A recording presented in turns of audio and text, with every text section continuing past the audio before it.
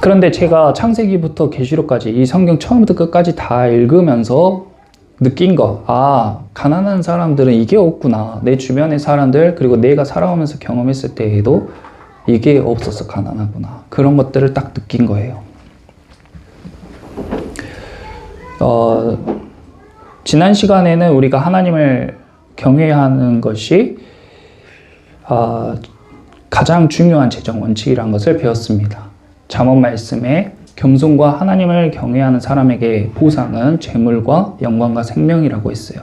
그것을 듣고 잊어버리는 게 아니라 장착해야 돼요. 그게 코어라고 했으니까. 우리는 돈을 버는 방법을 제가 말씀드리는 게 아니고, 밖에서 예수님을 모르는 사람들도 돈을 잘 법니다. 근데 그런 방법이 아니고, 하나님을 경외하는 사람이 하나님이 부어주시는 부를 어떻게 받아서 관리하고 늘릴 것인가, 그 이야기를 하는 거예요. 그러니까 하나님을 경외하는 그 코어를 우리가 항상 마음에 간직하고, 그 방법이라는 것을 기억해야 돼요. 하나님을 믿는 사람들 중에, 특히 교회 다니는 사람 중에 한 절반은 가난한 것 같아요. 가난한 사람들은 이게 없어요.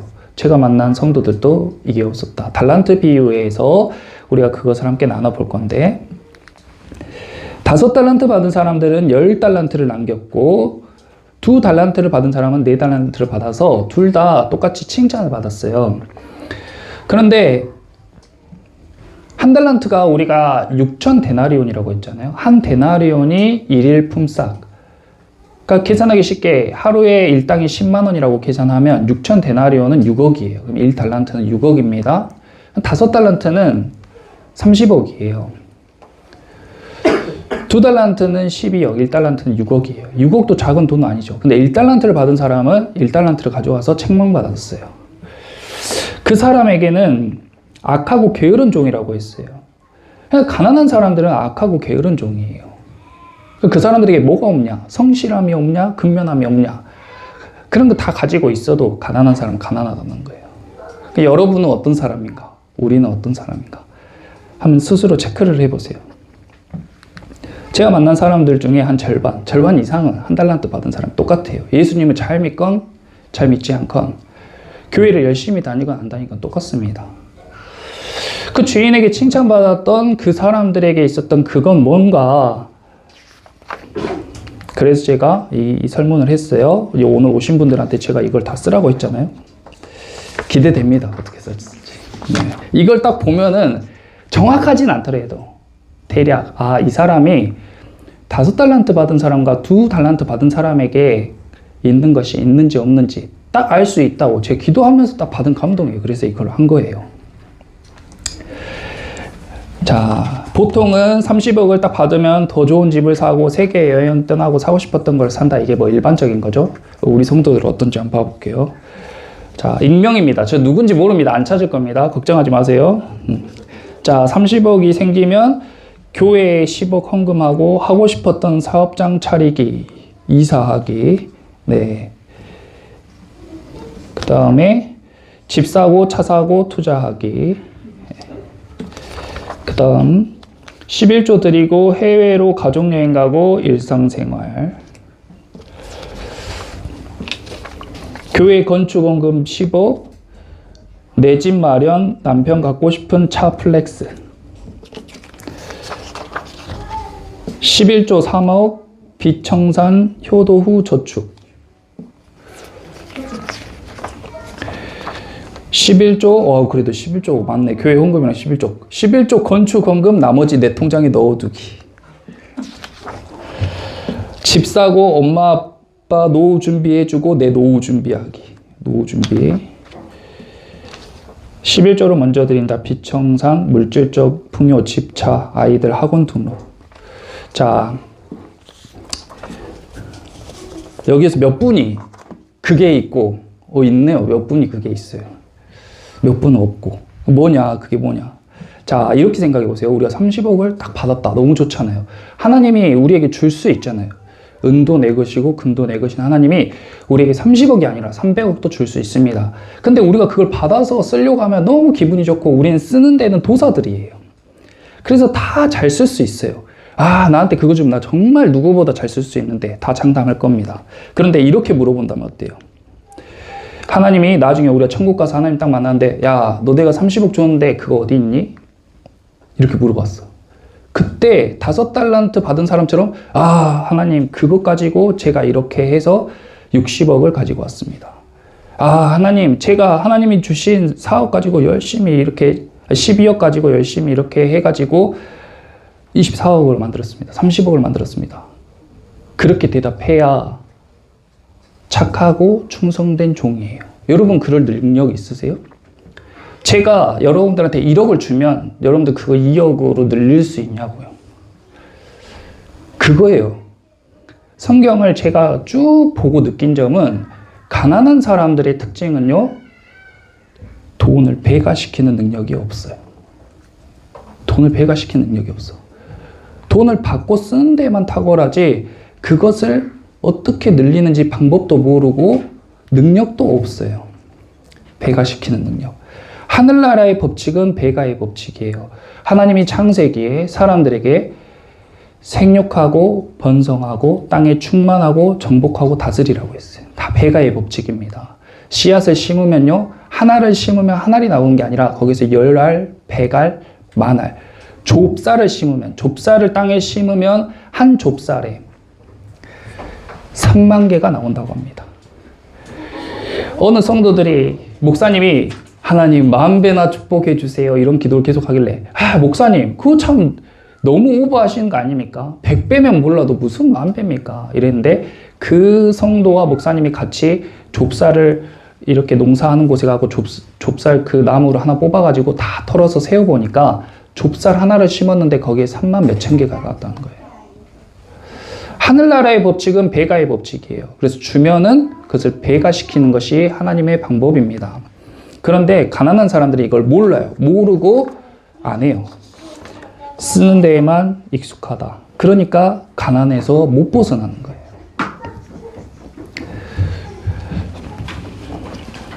그러니까 하나님은 어떤 사람에게 주시나? 하나님은 다 알아요. 이미 다 알아요. 왜 하나님 우리에게 돈을 안 주세요? 우리는 돈을 배가시키지 못하고. 하나님은 최고의 사업가이시면서 최고로 부유한 사람이에요. 워렌 버핏이나 빌 게이츠가 자기 돈 까먹는 거 봤습니까? 그 사람들은 해가 갈수록 자기 돈을 배가시키는 사람들이에요. 하나님은 그런 사람들에게, 있는 사람들에게 더 주고, 없는 사람들은 그 있는 것도 빼앗아서 있는 사람에게 주는 거예요. 그 워렌 버핏이나 빌 게이츠가 나쁜 사람입니까? 아니에요. 아니에요. 그 사람들은 배가시키는 방법을 정확하게 알고 있는 사람이고, 우린 그걸 몰라서 가진 것도 다 빼앗기는 겁니다. 또 성경 말씀 하나 찾아볼게요. 고린도후서 9장. 신약 성경.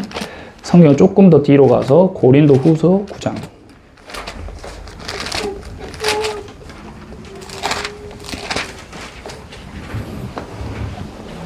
8절과 10절입니다.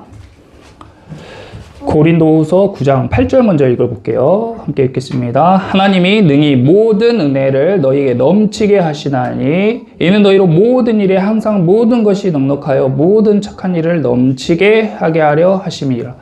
하나님께서 모든 것을, 모든 은혜를 우리에게 넉넉하게, 모든 일에 항상 넉넉하게 주시는 하나님이세요. 그러니까 하나님은 모든 것을 우리에게 이미 주셨다. 근데 우리에게 배가시키는 능력이 있잖아요. 그러면 그것이 시간이 얼마가 걸릴지 모르겠지만 우리는 다 부유해질 수가 있었다. 만약에 하나님이 우리에게 1,000만 원을 주시고 2,000만 원을 주시든 그것을 배가시킬 수 있는 능력이 나에게 있었다면 우리는 시간에 따라서 부유해질 수 있었어요. 근데 우리가 받은 것을, 우리 받은 것이 적습니까? 여러분이 받은 게 적어요? 제가 보기에 여기에 받은 게 적은 사람이 한 명도 없어요. 받은 게 없습니까? 받은 게 적습니까? 그런 거 아니에요. 우리는 받기 무섭게 다 써버렸을 뿐입니다. 돈을 받았으면 어떻게 관리해야 되는지, 어떻게 써야 되는지, 어떻게 흘려보내야 되는지를 몰랐어요. 모르고 그냥 살아갔던 거예요. 그래서 9장 10절에 봐보세요. 고린도서 9장 10절. 자, 심는 자에게 씨와 먹을 양식을 주시는 이가 너희 심을 것을 주사 풍성하게 하시고 너희 의의 열매를 더하게 하시리니. 자, 하나님 어떤 사람에게 풍족하게 주십니까? 심는 자에게, 동그라미 쳐보세요. 심는 자에게 준다.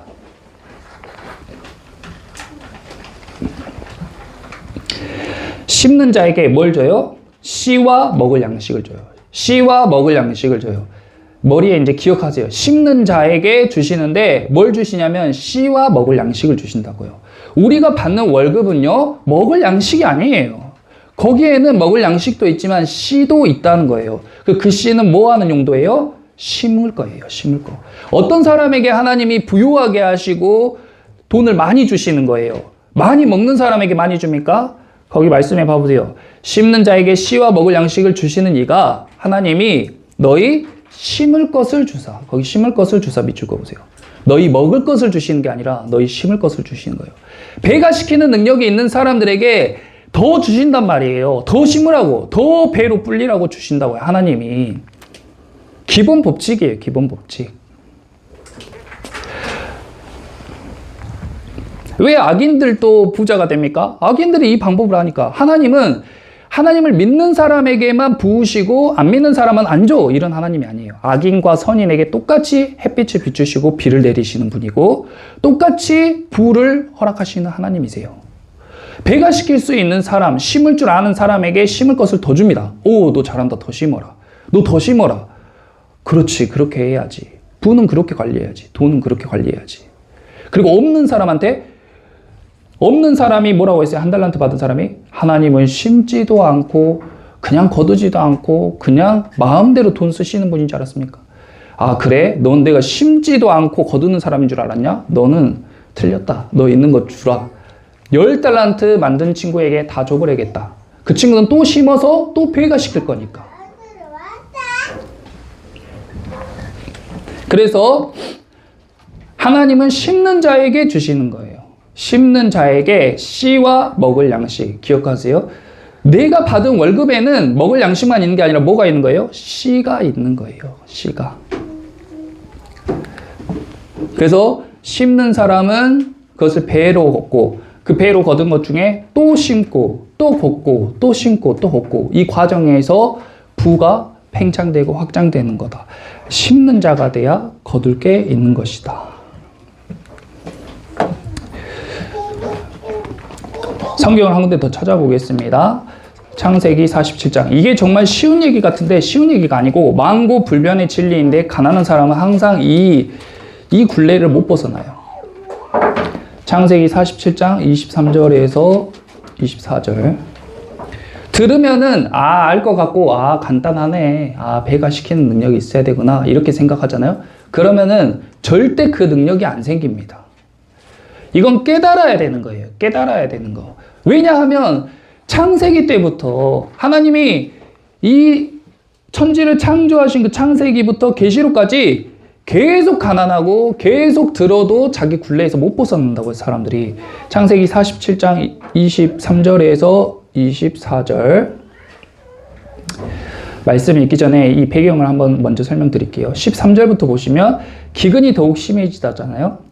애굽 땅에 요셉이 총리가 된 시점에 하나님이 꿈을 주셔가지고 7년 동안은 엄청난 풍년이 있고 7년 후에는 엄청난 흉년이 7년 동안 지속될 것이라는 꿈을 주셨어요. 그래서 요셉이 바로 왕에게 이야기를 해가지고 7년 동안 흉년이 있을 것인데 이때 곡식을 우리가 최대한 모아놔야 됩니다. 그래서 바로가 요셉의 말을 듣고 각 고을마다 엄청나게 큰 창고를 만듭니다. 그래서 풍년 때에 얻은 곡식을 다 모았어요. 엄청나게 모았습니다. 여기. 그런데 진짜로 7년 뒤에 흉년이 오니까 사람들이 먹을 것이 없잖아요. 그래서 14절에 처음에 돈을 들고 와서 요셉에게 돈을 들고 와서 먹을 걸 받아갔어요. 그리고 또 그거 가지고 또 한 해를 살았습니다. 그랬더니 먹을 게 또 똑 떨어졌네. 그 다음 해에도 흉년이어가지고 그래서 16절에 가축을 내라 하니까 가축을 또 다 가지고 왔어요. 그래서 가축으로 또 먹을 양식을 줬습니다. 그리고 나서 가축을 다 읽고 나서 19절에 이제는 땅도 줘요. 우리의 토지와 함께 주의 목전에서 죽으리까 우리의 몸과 우리 토지를 먹을 것을 주고 사소서. 그래서 자기들 몸과 자기들 땅을 다 주고 먹을 걸 얻어요. 그래서 20절에 요셉이 애굽의 모든 토지를 다 사서 바로 왕에게 바쳤어요. 이래서 이때 애굽이 부자가 되고 애굽에 있는 사람들은 가난하게 된 거예요. 지금 우리 시대 사람과 똑같은 겁니다. 똑같은 거예요. 그런데 왜 이 굴레에서 못 벗어나냐? 이 사람들이 굴레에서 못 벗어나고 자기가 가진 돈, 자기가 가진 가축, 자기가 가진 재산을 다 잃어버렸어요. 우리 시대에도요, 흉년이 오면, 경제 위기가 오면 사람들이 가지고 있는 돈 먼저 까먹고, 자기가 저축했던 거 까먹고, 자기 상가, 자기 직장에서 직장에 들어갈 수밖에 없죠. 직장에 들어가서 노예 생활이에요. 직장 생활 일종의 종이에요, 종. 그렇게 사는 거예요. 그리고 딱 먹을 수 있는 양식, 그 정도 월급만 받아서 받으면 저축할 수 없고 다 써버려. 다 써버려. 그러니까 다음이 없고 내가 가진 걸 자꾸 빼앗기게 되는 거예요. 그래서 요셉은 하나님의 사람이잖아요. 그래서 요셉이 그 사람들을 측은하게 긍휼하게 여겨가지고 그 사람들이 이 굴레에서 벗어날 수 있는 방법을 알려줬다고요. 그게 23절과 24절이에요. 같이 한번 읽어보겠습니다. 요셉이 백성에게 이르되 오늘 내가 바로를 위하여 너희 몸과 너희 토지를 샀노라. 여기 종자가 있으니 너희는 그 땅에 뿌리라.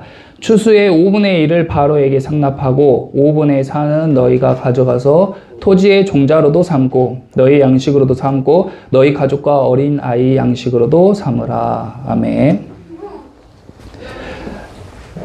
관리에 관한 문제입니다. 이 사람들이 몇 년이나 지금 돈도 갖고 오고 가축도 갖고 오고 땅도 다 가지고 왔잖아요. 남은 게 없어요.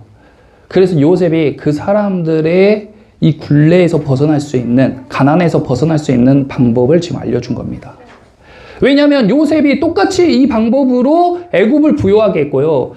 그 전에 애굽 바로 왕의 신하의 집에서 요셉이 종살이 할 때, 요셉도 종살이 했어요. 요셉도 직장생활 한 겁니다. 요셉도 월급쟁이 한 거예요. 그때 그 집을 부유하게 만들어가지고 요셉이 승진했잖아요. 그 집에서 집사를 했단 말이에요. 그 방법을 지금 알려준 거예요, 이 사람들한테. 그 방법이 뭐예요? 자, 너희가 이것을 가지고 농사를 해가지고 먹을 것을 얻었잖아? 그럼 그 중에 20%는 세금이야. 이건 어쩔 수 없어. 바로에게 내야 돼. 세금입니다. 우리도 대한민국에 살면서 월급 받으면 세금은 그냥 떼가는 거예요. 장사해도 세금은 그냥 떼가는 거예요. 이건 어쩔 수가 없어. 그리고 나머지는 뭐 해야 돼요?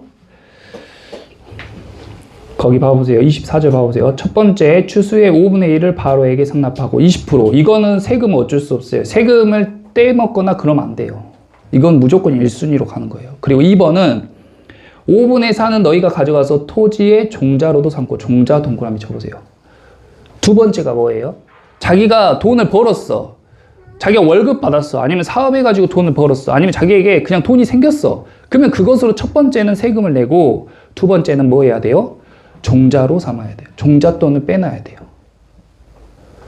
농사할 때도 마찬가지고 우리가 감자를 한 가마니 얻었잖아요. 거기에 100개가 들어있어. 그럼 100개를 다 쪄먹어 버리는 게 아니라 그 중에 20개는 세금으로 내고 나머지 몇 개는 다음 해를 위해서 심을 걸로 구별을 해놓은 게 이게 두 번째라고요. 이게 있어야 심잖아요. 이게 있어야 심잖아요. 이걸 종자라고 해요. 우리는 지금 자본주의 시대에 사니까 진짜로 종자로 삼을 씨앗을 사는 게 아니고 종잣돈이 필요한 거예요. 종잣돈이. 내가 버는 월급, 내가 버는 돈, 내가 받는 돈, 거기에서 제일 먼저 구분해야 될 게 종잣돈이다. 100만 원 버는 사람도 5만 원, 10만 원이든 그게 없으면 미래가 없는 거예요. 근데 그게 없어. 그게 없어요. 그 다음에 너희 양식으로도 삼고, 이게 그 다음이에요. 그랬죠? 양식으로 삼았죠? 그 다음 뭐예요? 너희 가족과 어린아이의 양식으로도 삼으라. 자녀들 사교육에 1순위로 막 그렇게 학원비 쓰고 가해시키고, 그것도 어리석은 겁니다. 그렇게 하는 거 아니에요. 제일 먼저, 완전 기억하세요. 제일 먼저 내가 받는 돈의 일부는 무조건 1순위로 종잣돈, 심을 돈. 심는 사람에게 하나님이 씨와 먹을 것을 주고 심을 것을 더 주시는 하나님이에요. 많이 먹는 사람한테 주는 게 아니라 많이 심는 사람한테 더 심어라. 아이고 너 잘 심는다. 더 심어라. 더 심어라. 이렇게 주신다고요. 그러니까 심을 것을 무조건 구분해라. 그리고 그 다음에 자기 먹을 것을 먹고는 살아야 되잖아요. 그 다음에 자기 규모에 맞게 자기 먹을 것을 사용하고 그 다음에 부모님과 자녀를 위한 용도로 쓰는 것을 구분하는 거예요. 간단해 보이는데 안 간단합니다. 미래를 위해서 심어야 할 씨까지 다 먹어버리니까 우리가 가난한 거예요. 엄청나게 중요한데 이것을 간과하고 잘 못해요. 요셉이 하도 그 사람들이 짠하니까 알려준 거예요. 지금 이 시대도 마찬가지예요. 예수님이 달란트의 비유로 알려주셨어요. 5달란트 받은 사람은 10달란트를 장사해가지고 10달란트를 남겨와가지고 착하고 충성된 종아, 네가 적은 것에 충성하였으니 내가 너에게 많은 것으로 맡기겠다. 2달란트 받은 사람들도 4달란트로 남겨와서 착하고 충성된 종아. 여기서 핵심은 뭐예요? 남겨왔다는 거. 근데 우리 머릿속은 뭐만 있어요? 쓸 생각만 있는 거예요. 그러니까 그 굴레에서 못 벗어나는 거예요. 아주 간단해 보이는데 굉장히 중요한 핵심입니다. 우리가 가난에서 벗어날 수 있고 하나님이 주시는 부를 잘 감당할 수 있는 첫 번째 원칙은 하나님을 경외하는 사람이 되는 것이고, 두 번째는 배가시키는 능력을 우리가 갖추는 거예요. 어떻게 배가시킬 것인가? 어떻게 내가 가진 것을 배로 늘릴 것인가? 그 능력, 그 지혜가 있어야 돼요. 그것이 능력이에요. 하나님이 너희에게 재물 얻을 능력을 주셨다고 했잖아요. 그럼 우리가 월급 받는 사람으로 살라고 주는 게 아닙니다. 배가시키는 능력. 하나님은 우리에게 이미 다 맡기셨고 더 많이 맡기고 싶어 하시고, 심는 사람에게 씨와 먹을 양식을 주시는데 심을 것을 더 주신다. 이걸 기억하세요. 심을 것을 더 주신다. 그래서 우리는 이제 돈으로 살아가는 시대니까 이 요셉이 말한 것처럼 먹을 거 그걸 종자로 구분하는 게 아니라 우리가 버는 돈에서 종잣돈을 만들어야죠. 종잣돈 만드세요. 그래서 이 종잣돈을 그럼 어떻게 써야 되냐, 이 종잣돈을 어떻게 써야 되는지 다음 주에 알려드리겠습니다. 그래가지고 진짜로 그대로 해보게요. 저도 그대로 할 거예요. 그래가지고 우리가 배가시키게요. 많이 막 부자 되자는 게 아니라 100만 원 있는 사람은 100만 원을 200만 원으로 만들어 보는 거. 그건 월급 받는 사람도 할 수 있죠. 쉬워 보이죠. 근데 우리는 지금 30억 받는 것을 전제로 했잖아요. 하나님 만약 우리에게 30억 주시면 그거 60억으로 만들 수 있어요? 부담스러워서 받기 싫을 거예요. 하나님이 야 내가 30억 줄 테니까 60억으로 만들어 와라. 부담스러워서 받기 싫다고요. 그 배가시키는 능력이 없는 사람은. 그렇죠? 속된 말로 가난한 사람들은요 30억 빚지는 것을 두려워합니다. 두려워요. 그 이자 저 감당도 못해요. 30억 대출해준다고 해도 한 달에 막 이자만 몇 천만 원, 저 못해요. 근데요 배가시키는 능력이 있는 사람들은 자기가 할 수 있는 만큼 최대한 대출을 받고 그것을 레버리지로 생각해요. 지렛대로 생각한다고요. 내가 더 빠르게 부자가 될 수 있는 길을 열어주네. 이 돈으로 이렇게 하면 이걸 배가시키면 되는데. 그러니까 그런 리스크를 줄일 수 있고 그런 능력이 있는 사람들은 그런 것들을 좋아해요. 종잣돈은 어떻게 써야 될지 다음 주에 이어서 계속 나누도록 하겠습니다.